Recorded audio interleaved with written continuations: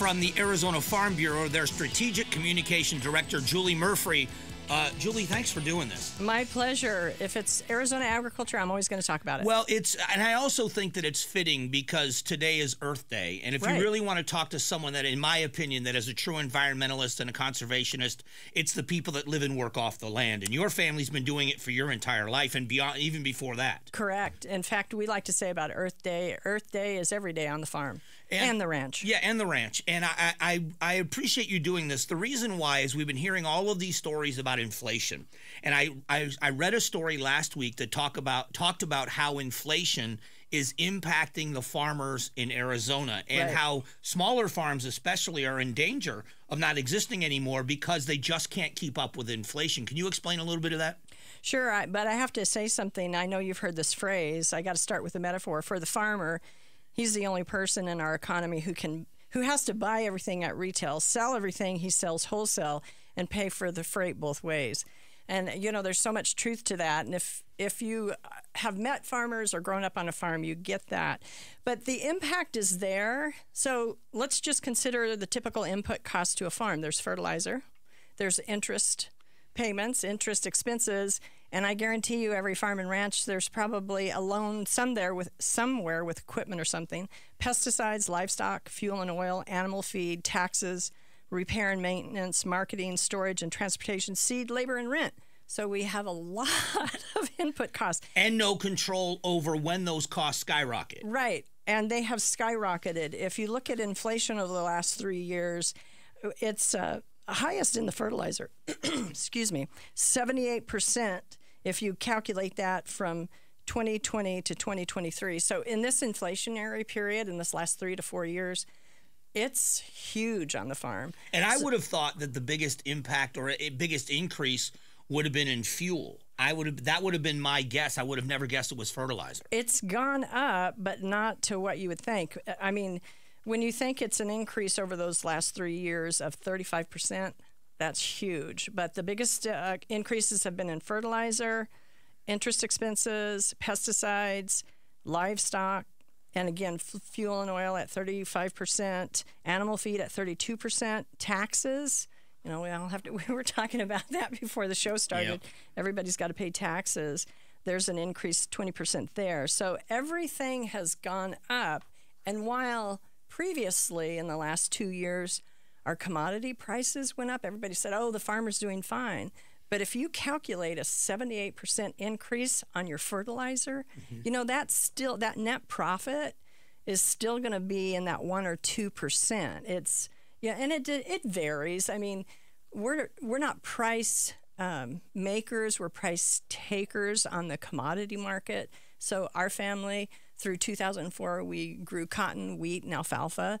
So we were price takers. We couldn't make it. Now, if I'm an organic farmer, a lot of times, or certainly in the direct market farms, you were talking about the small farms, the direct market farms, they can kind of set their price because there's some increased costs even when you do organic. So it's all a factor of what they have to spend in order to conduct business. And the risk is there because there are so many variables with weather and other things that you can't account for. But the risk level there for the farmers is immense because all it takes is a bad year or a mistake or something to go wrong. Right. And there is no profit. Then they're underwater. Then they're on the opposite side of that. And when you have a crop, you talked about cotton, and correct me if I'm wrong, cotton and alfalfa are both very water-heavy crops. So therefore, when it's hard to get water, access to water, or the expense of water, doesn't that also add to the expense immensely? It does, but we have gotten so dramatically sophisticated with our water inputs with these crops, and because they are such high production, the water cost isn't as much of a factor as some of the other input costs that I mentioned to you. So that's a piece of good news for us. The other aspect of all this is it makes you realize why less than 2% of the population is in farming. These individuals that I know personally that I meet on a weekly basis, I'm going to go to Yuma on Friday to interview this one brilliant young farmer in Yuma, Kirk Dunn, and they have to be sophisticated about their business or they're not going to survive. And another little caveat I'll tell you about Arizona Farm Bureau. So we used to do a quarterly market basket for the consumer to let them know if we were up in price or down in price, I've suspended that until we get through this inflationary period because unlike the news, I don't want to always have bad news. Right. So it's just been that tough. It's been that tough for you and I in our pocketbook. It's been that tough for the farmers and the ranchers, but we prevail.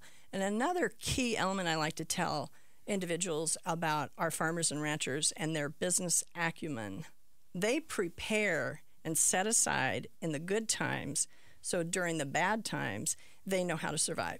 Another thing about our family farms is they're very sophisticated about their diversity. They don't just grow one crop. A lot of them are in both livestock and crop agriculture. So that diversity allows them to survive. Maybe this commodity is down, but this commodity is up. So there's a lot of things, and they're very sophisticated with their risk management, including buying crop insurance to kind of to prepare for a rainy day or struggles like that. So we're talking, they're all family farms here in Arizona. I think it's 96% of our farms in the state of Arizona are family farms, but they're incorporated or they're an LLC to protect themselves. If they don't, they're not going to survive this. Julie Murphree is joining us. She is the Strategic Communication Director for the Arizona Farm Bureau. Is there a lot of pressure in the farming industry with the immense growth we've seen? It seems like more and more we're seeing around the valley. You'll see a farm right next to an incoming housing development, and sooner or later you're going to see it all be housing. Is there a lot of pressure in your industry for housing and to people to buy up that land? And what does that mean for us as consumers with healthy food and vegetables and the things we eat if it continues to go that direction? Right. It's tough pressure. And for me personally, because our family farmed, like I said earlier, through 2004, it's kind of heartbreaking because literally the farmhouse that I grew up, it's now a lake in a development.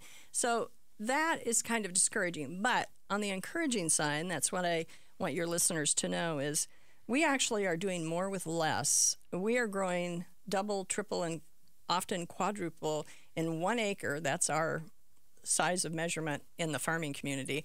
An acre is basically a football field.